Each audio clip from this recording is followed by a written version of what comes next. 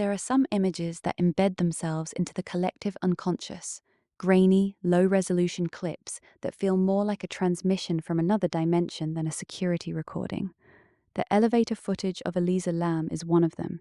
It has been viewed hundreds of millions of times, analyzed frame by frame, dissected by armchair detectives, paranormal investigators, and forensic psychologists alike.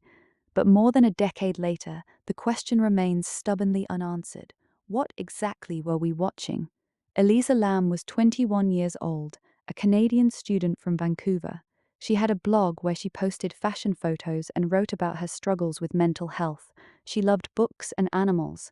She was, by all accounts, a quiet and thoughtful young woman. On January 26, 2013, she checked into the Cecil Hotel in downtown Los Angeles. She was never seen alive again, at least not in any way that made sense. The Cecil Hotel had a reputation long before Elisa arrived. Built in the 1920s, it had become a home for transients, addicts, and the desperate. Serial killers Richard Ramirez and Jack Unterweger had both stayed there during their respective murder sprees. Death was almost routine within its walls, but nothing in its dark history could prepare the world for what happened to the girl in room 506. Elisa Lam boarded an Amtrak train in Vancouver in late January 2013, heading south for a solo trip through California. She visited the San Diego Zoo, took photographs, posted them online. By all appearances, it was the kind of carefree backpacking trip any young person might take. On January 26th, she arrived in Los Angeles, and 2 days later she checked into the Cecil. She was initially assigned a shared room on the 5th floor, but within days her roommates complained. Elisa was behaving oddly, leaving notes on their beds that said "go away" and "go home." She locked the door and demanded passwords for entry. The hotel moved her to a private room. A few days later, she attended a taping of the Conan show in Burbank, but was escorted out by security for disruptive behavior. Something was unraveling. On the morning of January 31st, hotel staff received complaints about water pressure. Guests on the top floor reported that the water coming from their taps was discolored and had an unusual taste. The hotel sent maintenance to investigate. What they found was not a plumbing issue. The Cecil Hotel had 4 water tanks on its roof, each holding over 1,000 gallons. Maintenance worker Santiago Lopez climbed to the roof, opened the hatch of the 3rd tank, and found a naked body floating face up in the water. It was Elisa Lam. She had been in the tank for nearly 2 weeks. Her clothes, her keycard, and her medication were found in the tank with her, floating separately. The tank was sealed. The hatch was heavy. There was no ladder on the inside. The only way in or out was through that single hatch, and there was no evidence that anyone else had been on that roof. The elevator footage taken on the night she disappeared shows her stepping into the elevator, pressing multiple buttons, then stepping out and waving her arms as if speaking to someone just out of frame. She then disappears down the corridor. She is never seen on camera again. The footage is not a hoax. It was authenticated by LAPD and multiple media outlets, but its content defies straightforward reading.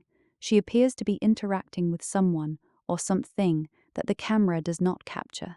The coroner's report listed the cause of death as accidental drowning, with bipolar disorder noted as a contributing factor.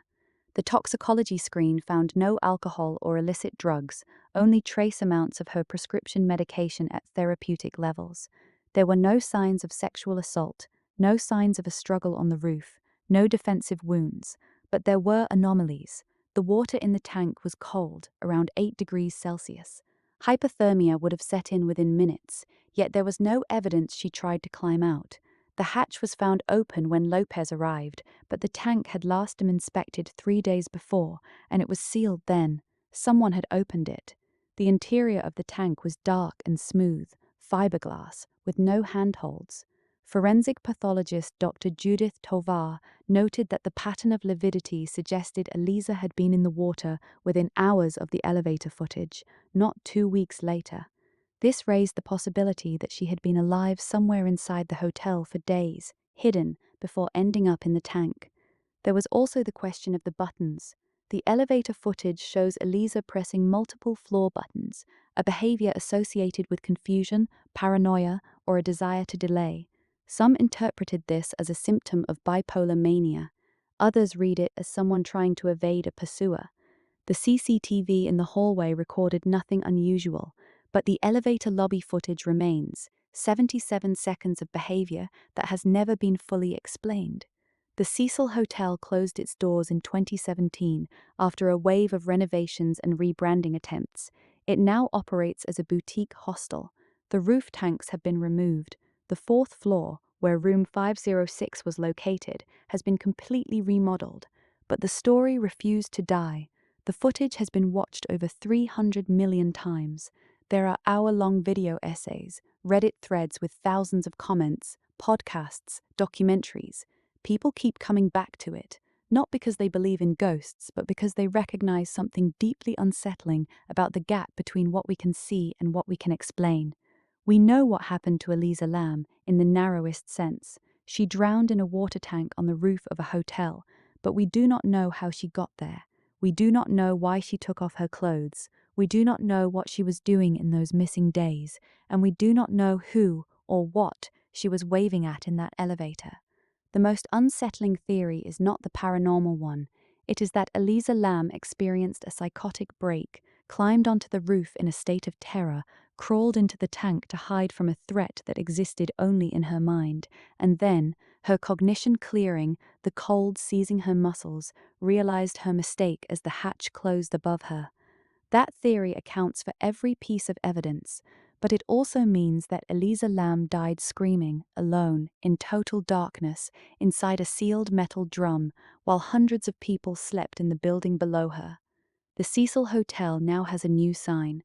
The lobby has been repainted, the bed frames are different, but the building is the same, the roof is the same, the water pipes run through the same walls, and somewhere in the collective memory of downtown Los Angeles, there is a young woman standing in an elevator, pressing buttons that light up and go dark, waving at someone we will never see.